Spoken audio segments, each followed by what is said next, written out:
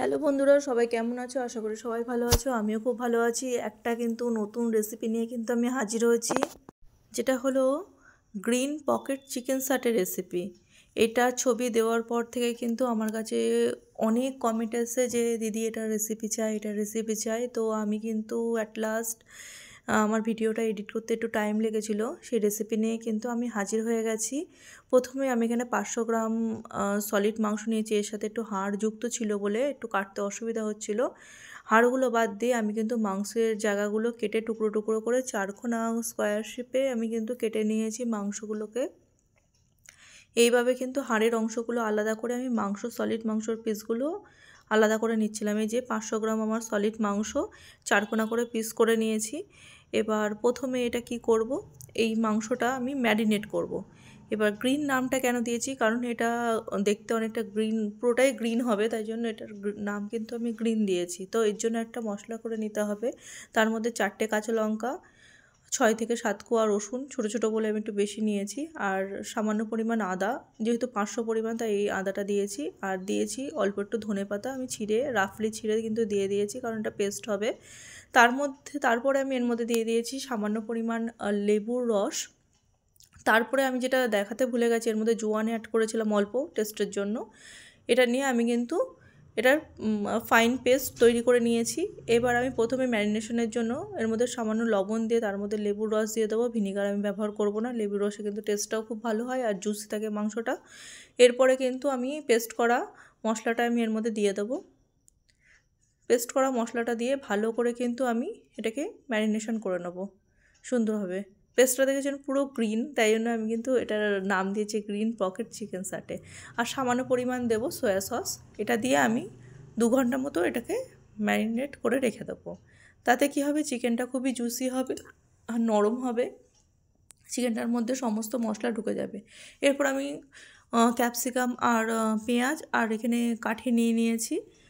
এটা করব বলে আমার 2 ঘন্টা হয়ে গেছে। এবার আমি এগুলোকে কাঠির মধ্যে গাঁথবো। তো ছোট ছোট টুথপিক হলে ভালো হয়।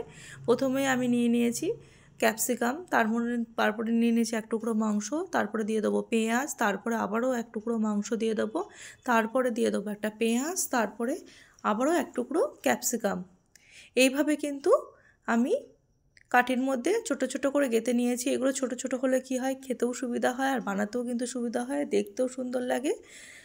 আর মানে খেতে তো সুন্দরই হয় আর কি আর বলবো, অসাধারণ খেতে হয়েছিল। এটা একবার অবশ্যই যারা করোনি বা খাওনি, অবশ্যই ট্রাই করে দেখো, খুবই ভালো হয় খেতে। আর এটা করতে খুব একটা পরিশ্রমও লাগে না। এই কয়েকটা উপকরণ ঘরে থাকলেই কিন্তু সহজেই এটা বানানো যায়। আর এই টাইমে কিন্তু আমার কিন্তু কথা বলতে বলতে বানানো একদম রেডি হয়ে গেছে সব কটা। এবার কিন্তু আমি ফ্রাই করার জন্য যেটা বানাবো, এখানে অনুপাতটা হবে 3 চামচ। যদি কর্নফ্লাওয়ার নিই 3 চামচ কিন্তু আমাকে ময়দা নিতে হবে।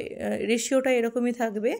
এখানে কম বেশি করলে কিন্তু জিনিসটা ভালো হবে না। 3 চামচ কর্নফ্লাওয়ার নিলে 3 চামচই ময়দা আমাকে এর মধ্যে নিতে হবে। এরপরে আমি দিয়ে দেবো স্বাদ মতো লবণ দিয়ে দেবো। আর এর মধ্যে ব্যবহার করেছি আমি হলো গোলমরিচের গুঁড়ো ঝালের জন্য ব্যবহার করেছি, যাতে টেস্টটা ব্যালেন্স থাকে। ওখানে আমি কিন্তু কাঁচা লঙ্কা ব্যবহার করেছিলাম।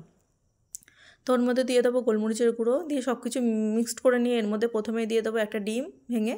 এবার ডিমটা ভালো করে আমি কিন্তু আগে এর সাথে মিশিয়ে নেবো, ময়দার কর্নফ্লাওয়ারের সাথে ভালো করে মিশিয়ে নেবো। আগে না মিশিয়ে নিলে, জল দিতে শুরু করলে কিন্তু ভেতরে দানা দানা থেকে যাবে, জিনিসটা কিন্তু ভালো করে মেশানো হবে না। তো প্রথমে ডিমটাকে আমি ভালো করে সমস্ত মিশ্রণের সাথে ভালো করে একটু চেপে চেপে মিশিয়ে নিয়েছি। তারপর অল্প অল্প জল দিয়ে আমি একটা সুন্দর পাতলা ব্যাটার তৈরি করে নেবো। ব্যাটারটা কী পরিমাণ হবে আপনাদের দেখাচ্ছি খুব ভালো করে। এই জিনিসটা কিন্তু আপনারা একটু মন দিয়ে দেখবেন। দিয়ে সামান্য সামান্য কিন্তু আমি এর মধ্যে জল অ্যাড করেছি। একবারে কিন্তু বেশি জল দেবেন না, অল্প অল্প করে জল দেবেন, তারপরে অল্প অল্প করে মিক্সড করতে থাকবেন, তাহলে কিন্তু জিনিসটা স্মুথ ব্যাটার তৈরি হবে। আর একবারে জল দিয়ে দিলে কিন্তু জিনিসটা একদমই ভালো হবে না, আর বেশি তরল হয়ে গেলে জিনিসটা একটুও ভালো হবে না। এরকম ব্যাটার আমি তৈরি করেছি। এবার বুঝবো কীভাবে, কীরকম ব্যাটার, এরকম করে তো দেখালে বোঝা যায় না, সেটাও আমি বোঝার একটা পদ্ধতি আপনাদের খুব সহজভাবে দেখিয়ে দিচ্ছি। আমার ডান হাতের বুড়ো আঙুলটা ব্যাটারের মধ্যে চুবাবো। ব্যাটারটা কিন্তু আমার আঙুলের সাথে লেগে থাকবে, তাহলে কিন্তু একদম পারফেক্ট ব্যাটার হবে।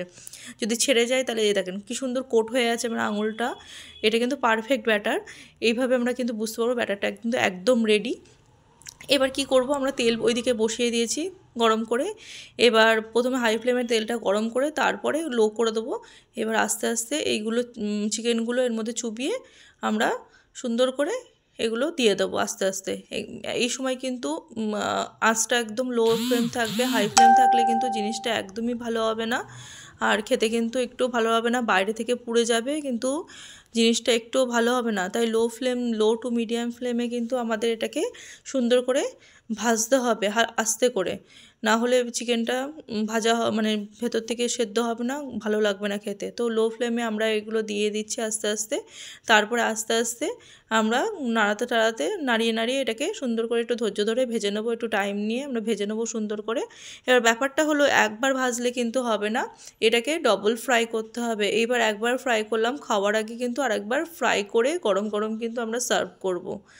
একদম প্রথমবার একবার হালকা করে ফ্রাই করে নিলাম, এটাকে রেখে দিলাম, তারপর আবার সেকেন্ডবার আবারও ফ্রাই করব, যখন খাবো তখন ফ্রাই করে আমরা গরম গরম করলে কিন্তু একদম মুচমুচে হবে, সুন্দর হবে, খেতে দুর্দান্ত হয়েছিল। বারবারই বলছি, অবশ্যই কিন্তু বাড়িতে ট্রাই করো। আর আমার রেসিপিগুলো ভালো লাগলে অবশ্যই লাইক শেয়ার কমেন্ট করো। আর কমেন্ট করতে কিন্তু একদমই ভুলো না, তোমাদের কমেন্ট পেলে কিন্তু আমার খুবই ভালো লাগে। আর আরও মনে হয় যে আরও নতুন নতুন রেসিপি যেটাও খুব সহজ পদ্ধতিতে বানানো যায় সেরকম রেসিপি আপনাদের সাথে শেয়ার করি।